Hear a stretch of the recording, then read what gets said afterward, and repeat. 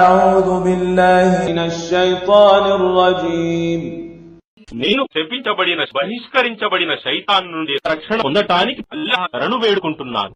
يا أيها الذين آمنوا إذا تناجيتم فلا تتناجوا بالإثم والعدوان ومعصية الرسول وتناجوا بالبر والتقوى واتقوا الله الذي إليه تحشرون.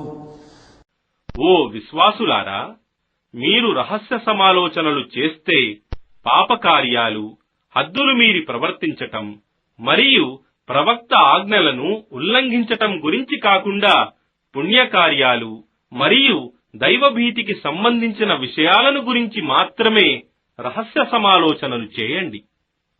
మరియు అల్లహ పట్ల భయభక్తులు కలిగి ఉండండి.